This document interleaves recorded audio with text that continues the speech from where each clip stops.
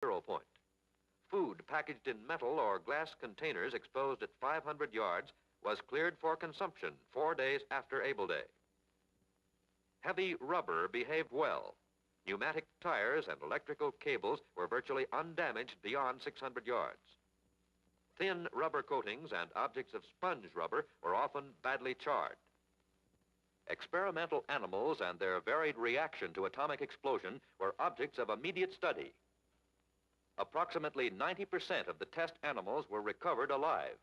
Some had been killed by indirect blast effects or lost in ship sinkings.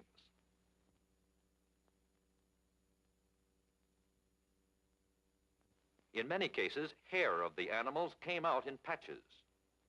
Male animals showed hemorrhage into the reproductive glands. One misfortune which resulted from the large bombing error was that no animals were in sheltered areas within 650 yards range. For this reason, no data on the effects of intense neutron radiation were obtained. Various experiments were attempted to preserve the lives of animals. Some animals lived for a long time.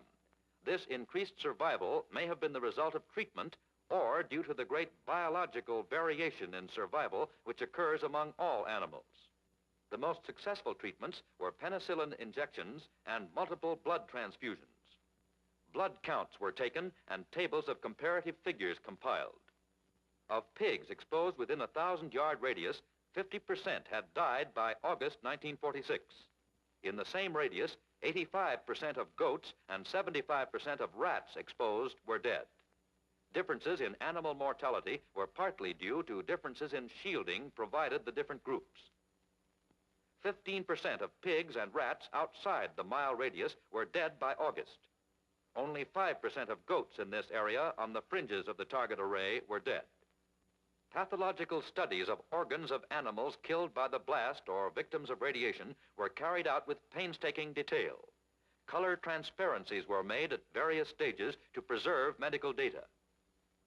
Hemorrhages, ulcers, inflammatory reactions, and other injuries gave graphic evidence of the serious consequences of irradiation illness. Hearts, brains, lungs, livers, kidneys, stomachs, and intestines all showed irradiation effects. It was from such pathological examinations that the fatal results of acute radiation illness were demonstrated. For about 1 month, mortalities from radiation injuries continued to mount. Evidence indicated that thermal radiation would produce serious burns on exposed personnel up to about 1,700 yards. Exact distances would vary markedly with atmospheric conditions such as the presence of dust or humidity. At lesser distances, slight shielding would protect against burns, but death might result from ionizing radiation. A few animals within the lethal radiation zone were protected by shielding and survived. While an exposed person at about 1,200 yards would probably die, a well-protected person might be as close as 600 yards and still not receive a fatal dose. Experiments show that the gamma radiation is reduced 50% by 1.25 inches of steel.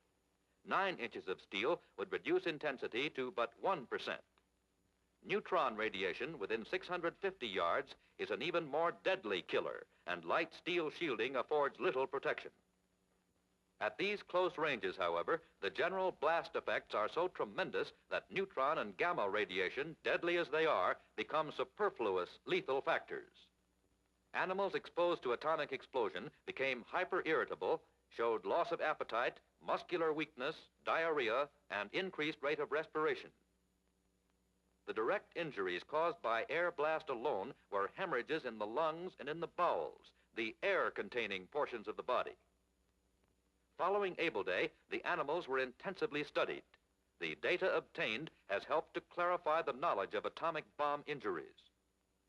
The import of what medical men learned is of great significance. More than 50% of the animals situated within a half-mile of 0 point had already died or were soon to die. Between 15 and 30% of the animals exposed at distances from a half-mile to a mile from detonation perished. A small percentage of the animals outside the radius of 1 mile also died. As days went by, the death toll mounted. From the animal studies, important conclusions could be drawn. At close range, death to exposed personnel would be instantaneous and due to multiple causes. The air blast wave and thermal radiation would be most effective against exposed personnel up to 1,000 yards. But at even greater distances, the thermal radiation would produce loss of military efficiency through burns to exposed skin, and the air blast wave would produce indirect injuries such as those caused by flying missiles or impact against bulkheads or stationary objects. The chief cause of death outside the 600-yard radius would be ionizing radiation. Gamma radiation would produce serious injury at great distances, even in personnel protected from blast by a thin layer of steel. By the end of November 1946, over 1,666 of the 3,619 animals exposed to the blast were still alive, roughly 43%. If they had not been killed for study, 351 more animals would also have survived.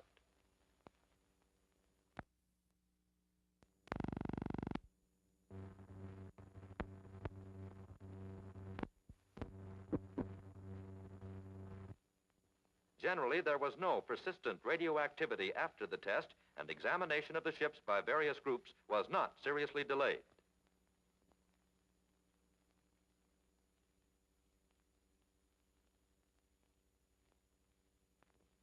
From an operational standpoint, Test Able was considered very successful.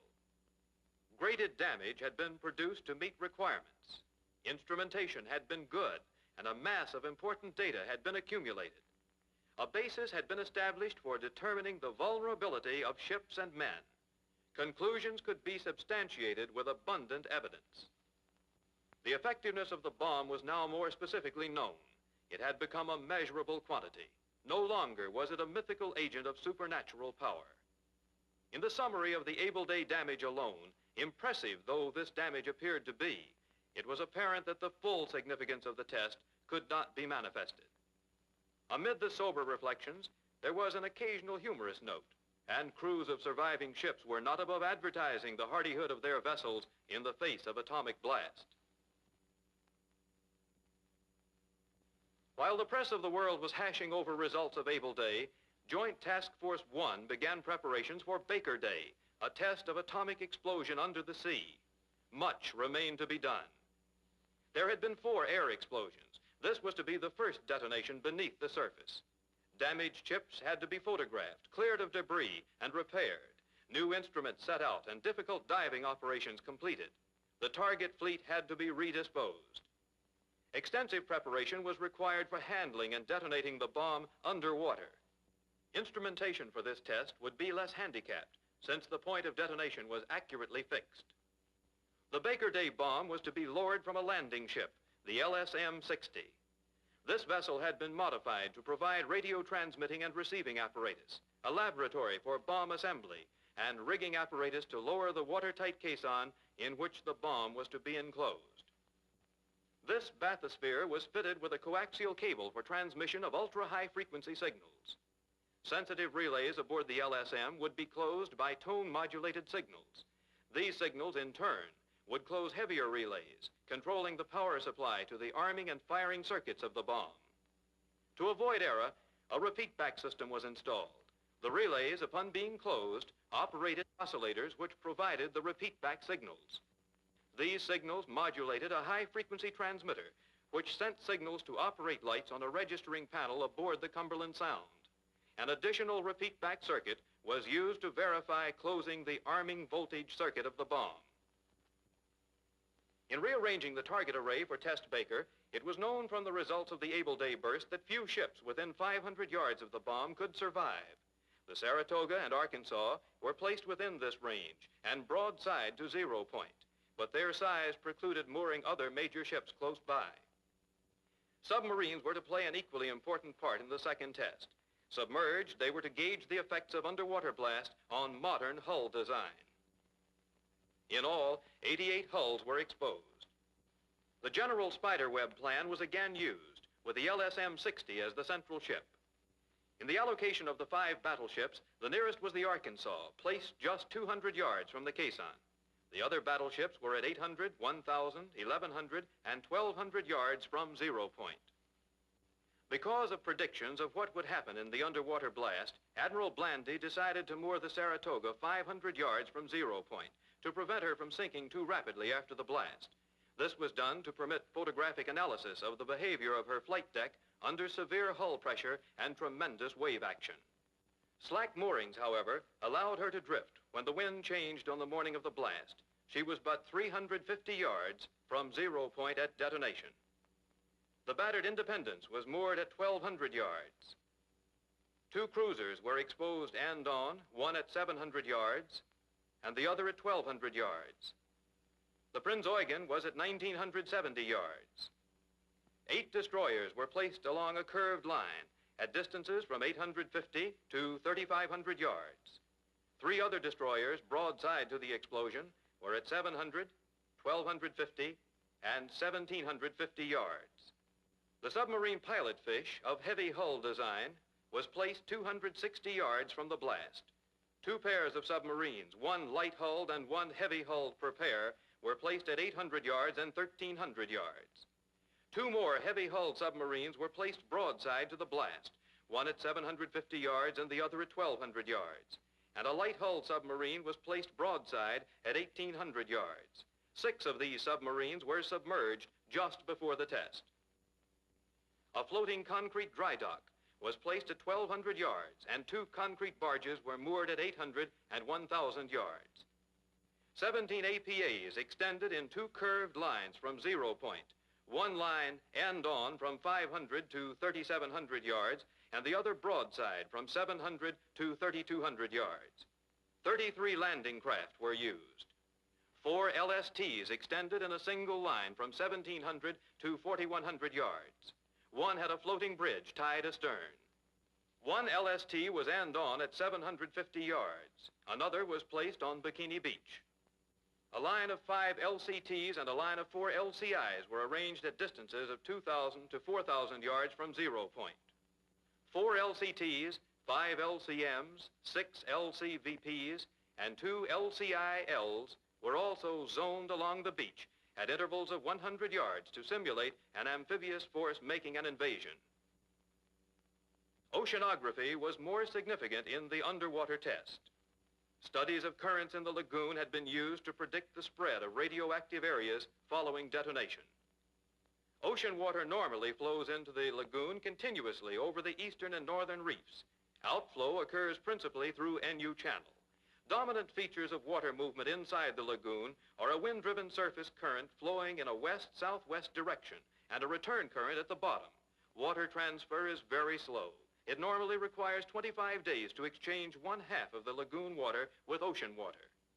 Velocities of currents at different depths were determined, and the direction in which the currents veered was recorded. The average drift of the upper 15 feet of water over periods from 8 to 36 hours was determined by current poles. Frequent observations were taken. At night, radar reflectors were invaluable. Dye markers were used primarily in channels and over reefs where other methods were not practical. Variations of temperature and salinity were studied. These studies clarified certain obscure results of current measurement by normal methods. Data collected enabled scientists to determine the path of contamination in the lagoon and the rate at which the lagoon would be flushed. This information was important in planning details of the operation relating to the safety of personnel, methods of approach to target ships, and placement of vital instruments. Thus, it was known in advance that by the end of Baker Day +1, the strip of contaminated water would reach Bikini. Accordingly, since access to the land areas would later be denied, plans were laid for the early rescue of instruments by helicopters and by landing parties. July 25th had been set as the tentative date for Baker Day. Once more, attention was focused on weather. Long-range forecasts were good. Preparations for the test went ahead with all possible speed. Then came a threat of upset. An equatorial front moved northward toward Bikini. Thunderstorms and showers developed. By the day before Baker Day, it was still raining. Faces were glum. Tasks still to be done were made more difficult by the downpour. But Crossroads' famed luck was holding up. The front swerved to the northeast, drier air invaded Bikini. Good weather would